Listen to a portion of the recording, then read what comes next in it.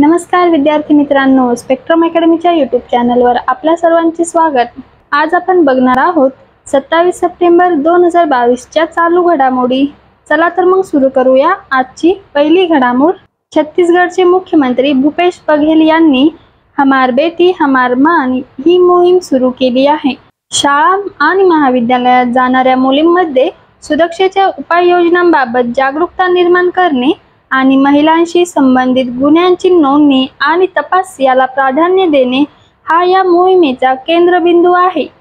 या अभियानाचा शुभारंभ मुख्यमंत्री भूपेश बघेल यांच्या हस्ते करण्यात आला। या मोहिमेअंतर्गत महिला पोलीस अधिकारी आणि कर्मचारी राज्यातील शाळा आणि महाविद्यालयांना भेट देऊन कायदेशीर हक्क, चांगला स्पर्श, वाईट स्पर्श आणि लैंगिक छळ, शोषण, सायबर गुन्हे आणि सोशल मीडियाशी संबंधित गुन्हेगारी विरुद्ध प्रतिबंधात्मक उपाय याविषयी मार्गदर्शन करणार आहेत। बघूया पुढील घडामोड। भारताचे माजी हॉकी कर्णधार दिलीप तिर्की यांची बिनविरोध हॉकी इंडियाच्या अध्यक्षपदी निवड करण्यात आली।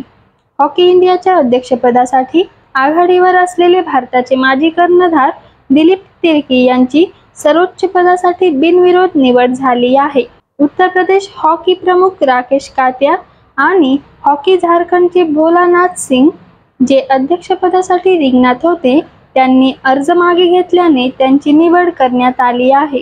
इंटरनॅशनल हॉकी फेडरेशनने दिलीप तिर्की आणि त्यांच्या टीमच्या नियुक्तीला मान्यता दिली आहे। आंतरराष्ट्रीय हॉकी महासंघाचे अध्यक्ष डॉक्टर नरेंद्र ध्रुव बत्रा हे आहेत। त्याचे मुख्यालय लुसाने स्वित्झर्लंड येथे आहे। आंतरराष्ट्रीय हॉकी फेडरेशनची स्थापना 7 जानेवारी 1924 पॅरिस, फ्रान्स येथे झाली होती। वळूया पुढील घडामोडीकडे। ॲमेझॉनने AMP एनर्जी सोबत भारतातील पहिला सौर प्रकल्प स्थापन करण्यासाठी करार केला आहे। ॲमेझॉन भारतात आपला पहिला सौर प्रकल्प स्थापन करत आहे। ॲमेझॉनने सांगितले की त्याचे पहिले सौर फार्म भारतात स्थित असेल। राजस्थानमध्ये 420 मेगावॅट क्षमतेचे 3 सौर ऊर्जा प्रकल्प बांधले जातील। ॲमेझॉनने अनुक्रमे 210 मेगावॅट आणि 110 मेगावॅटच्या प्रकल्पांना रिन्यू पॉवर आणि ब्रुकफील्ड रिन्युएबल्स सोबत करार केला आहे। वळूया पुढील घडामोडीकडे। लेहने बँकिंग ऑपरेशन्सचे 100% डिजिटायझेशन साध्य केले आहे। भारतातील सर्वाधिक स्थित असलेला जिल्हा लेहने बँकिंग ऑपरेशन्सचे 100% डिजिटायझेशन साध्य केले। केंद्रशासित प्रदेशस्तरीय बँकर्स समिती लडाख भारतीय रिझर्व्ह बँकेने जिल्ह्यातील बँकर्सचा सत्कार केला आहे। लेह जिल्ह्याने एका वर्षाच्या अल्प कालावधीत सर्व कार्यरत बँकांचे डिजिटायझेशन पूर्ण केले आहे।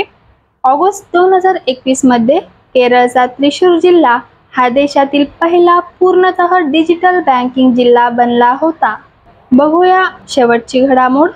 मेक इन इंडियाला 8 वर्षे पूर्ण झाले। मेक इन इंडिया हा भारत सरकारचा प्रमुख कार्यक्रम जो गुंतवणुकीची सुविधा, नवकल्पना वाढवणे, कौशल्य विकास वाढवणे आणि उत्कृष्ट उत्पादन पायाभूत सुविधा निर्माण करण्याची महत्त्वाचा कार्यक्रम आहे। 25 सप्टेंबर 2022 रोजी मेक इन इंडियाला 8 वर्षे पूर्ण झाली।